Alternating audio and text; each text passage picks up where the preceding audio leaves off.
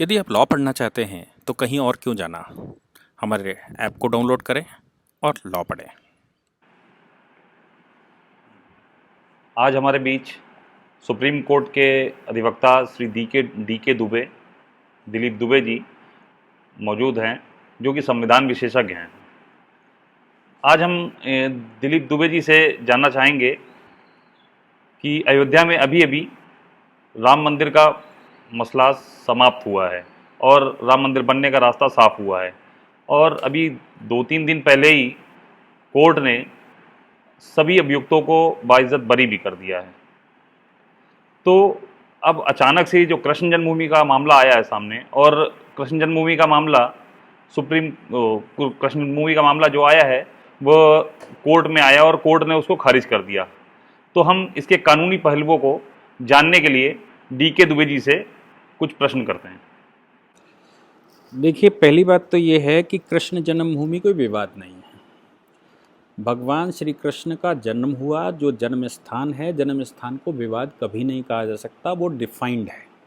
जैसे अयोध्या में किसी समय भगवान राम का जन्म जब हुआ तो वो डिस्प्यूट खड़े करने वालों ने डिस्प्यूट किया। जब वो सुप्रीम कोर्ट तक गया और उसका फैसला आया तो फैसले ने बिल्कुल साफ कर दिया कि इसमें कोई डिस्प्यूट नहीं था, भगवान राम का यहाँ जन्मस्थली है।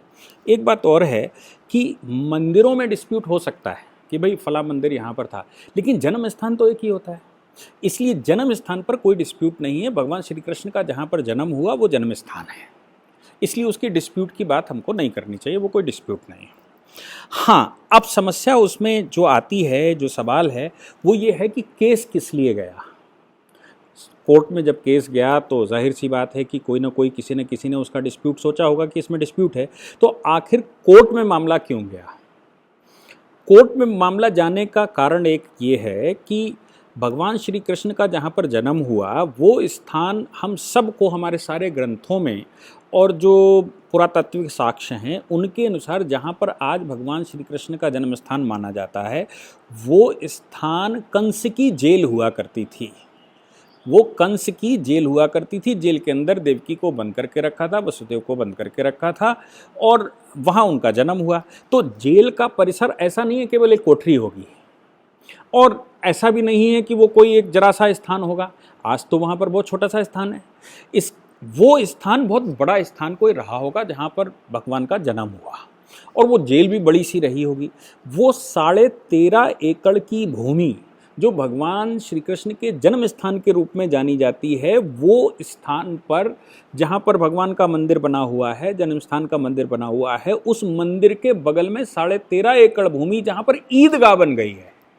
सवाल वहाँ पर यह है कि क्या जन्म स्थान पर कोई और डाइटी का मंदिर बन सकता है या कोई और हो सकता है? तो सवाल ये है कि वो श्री कृष्ण जन्मभूमि है पूरी की पूरी, या वो ईदगाह है? ये विवाद है, अगर विवाद कहें तो। और विवाद ऐसा आया क्यों? विवाद ऐसा इसलिए आया क्योंकि 800 वर्षों तक मुसलमानों का भारत में आक्रांताओं का शासन रहा। हमको सबको मालूम था कि मीर बाकी ने अयोध्या में मंदिर गिराकर और उसके ऊपर वो गुम्बद बनवा दिए थे, पिलर वही बने रहे। इसका पुरातात्विक साक्ष्य भी निकला। तो यहाँ पर भी क्या वो स्थान, जिस स्थान की आज चर्चा हो रही है, उस स्थान पर पुरातात्विक साक्ष्यों का कलेक्शन होगा, या वहाँ ये पता करने की कोशिश की जाएगी कि वहाँ क्या हुआ था? इस बात के प्रमाण हैं कि औरंगजेब ने मथुरा पर चढ़ाई की थी और औरंगजेब ने मथुरा के मंदिरों को तोड़वाया था। ऐसा कहा जाता है कि जब दाऊ जी के मंदिर की तरफ औरंगजेब बढ़ा तो औरंगजेब अंधा हो गया था, औरंगजेब की आंखों की रोशनी चली गई थी। तो औरंगजेब को भगवान श्री कृष्ण की सत्ता का एहसास हुआ, तो जितना उसने वहां डेमोलिश करवा दिया था उतना डेमोलिश हो गया था। पूरी मथुरा को वो डेमोलिश नहीं करवा पाया था। इसलिए जो जन्म स्थान का आज स्थान है, जो जेल की कोठरी है, वो स्थान तो बरकरार रहा, बाकी सब उसने तोड़वा दिया, जो पुराने महल थे या जो पुरानी जेल थी। तो ये तो हिस्ट्री डिफाइंड है। अब सवाल ये आता है कि अगर औरंगजेब ने उसको तोड़वाया था तो क्या हिंदुस्तान की संस्कृति के अनुसार भगवान को स्थान उनका मिलना चाहिए कि नहीं मिलना चाहिए। अब मुस्लिम शासन तो खत्म हो गया, आक्रांता तो खत्म हो गया, उसके बाद अंग्रेज भी आकर चले गए, तो क्या अब हिंदुस्तान में भगवान श्री कृष्ण को पुनः उनका स्थान वापस मिलेगा जो 8.5 लाख, ऐसा अनुमान है कि 8.5 लाख सालों से वो स्थान रहा और उस स्थान पर भगवान का मंदिर रहा, वहां लोग जाते रहे, पूजा पाठ करते रहे, औरंगजेब ने गिरवाकर उसको साफ कर दिया था। तो क्या अब वो पुनः भगवान का मंदिर वहां बनेगा, ये सवाल है।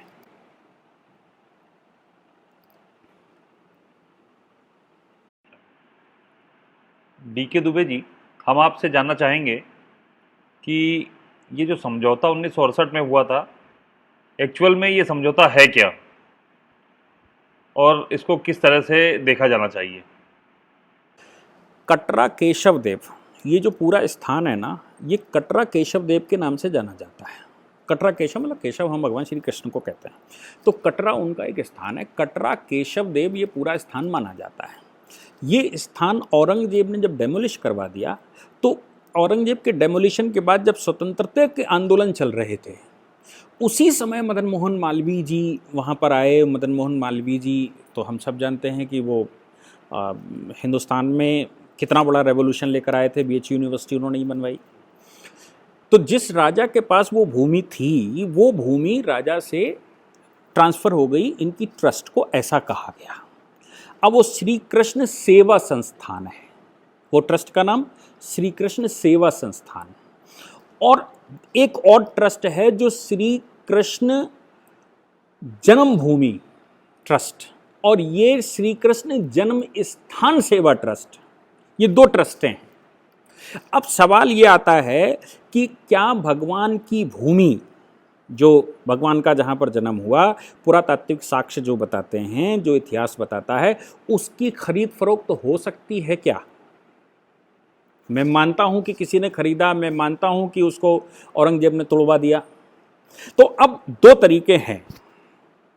एक तरीका तो ये है कि जैसे अयोध्या में पुरातात्विक साक्ष्य निकाले गए और ऑनरेबल सुप्रीम कोर्ट के ऑर्डर से वहाँ पुरातात्विक मशीनें लगाई गई थी, पता किया गया था कि भाई अंदर कुछ है, ढांचा कि नहीं है। तो ये भी हो सकता है कि वहाँ जहाँ पर ईदगाह बनी हुई हो उसको कतई आप डेमोलिश मत करिए, उसमें आप मशीनें लगाकर सेस्मिक रेज भेजकर नीचे पता करिए कि कोई स्ट्रक्चर है क्या। क्योंकि मुसलमानों की एक खास बात रही कि उन्होंने स्ट्रक्चर जहाँ कहीं भी तोड़े, उन्होंने ऊपर तोड़कर उसके ऊपर गुम्मद बनाकर किया। मुसलमानों ने संसार में कहीं भी कुछ निर्माण कार्य नहीं किया, उन्होंने तो बने बनाए पर एक ऊपर का वो तोड़कर एक इस्लामिक गुम्मद बनाकर और उसके अंदर की डाइटी हटाकर और उसके अंदर जालियां फालियां बनाकर और कहा ये मस्जिद हो गई। इसलिए अयोध्या में भी वैसा ही मिला क्योंकि उन्होंने ऊपर का स्ट्रक्चर चेंज किया था, नीचे का स्ट्रक्चर जब खुदाई निकली तो पूरा निकला। अगर वाकई में वो स्थान भगवान श्री कृष्ण की जन्मभूमि है और वो उनके परिसर में आता है तो उसके नीचे स्ट्रक्चर होगा। एक तो तरीका ये है कि पुरातत्व विभाग को लगा दीजिए, वो सेस्मिक रेज भिजवाएं और मशीनें लगाएं और पता करें कि नीचे कुछ है कि नहीं है, जैसे अयोध्या में डिसाइड हुआ। दूसरा तरीका ये है कि लैंड डिस्प्यूट मान लीजिए उसको, कि वो लैंड का डिस्प्यूट है। अब लैंड का डिस्प्यूट है तो बहुत सारे प्रश्न खड़े होंगे कि भाई श्री कृष्ण जन्म स्थान सेवा संस्थान ने जमीन ईदगाह को कैसे ट्रांसफर कर दी? क्या इस ट्रस्ट को, मैं ट्रस्ट एक्ट पर अगर जाऊंगा तो क्या ट्रस्ट एक्ट के अनुसार किसी भी ट्रस्ट को जमीन बेचने का अधिकार है? किसी अन्य को जमीन देने का अधिकार है? उसकी लीगल वैलिडिटी क्या है? तो उसकी लीगल वैलिडिटी जब हम पता करने की कोशिश करेंगे तो फिर हमें उसका रिव्यू करना पड़ेगा। दूसरी बात यह है कि जहां पर श्री कृष्ण जन्मभूमि है, श्री कृष्ण जन्मभूमि ट्रस्ट जो बनी हुई है, जहां पर आज हम पूजा पाठ करते हैं, वो ट्रस्ट दूसरी है और ये ट्रस्ट दूसरी है। किस ट्रस्ट को अधिकार था?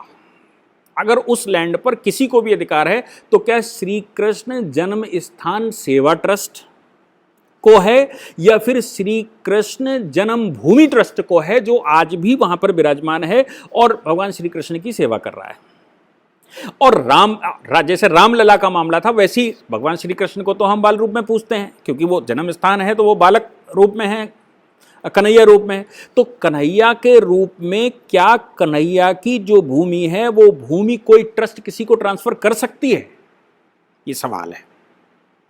अब मथुरा कोर्ट में जब मुकदमा गया तो उस केस में कोर्ट ने ये डिसाइड किया कि भैया ये जो ट्रांसफर हुआ है हम इसकी मेरिट पर जाते ही नहीं। जबकि कोई केस जाता है तो केस की मेरिट पर कोर्ट को जाना चाहिए कि कोर्ट उसकी मेरिट देखे और मेरिट देखकर उसको डिसाइड करे, लैंड डिस्प्यूट है अगर तो।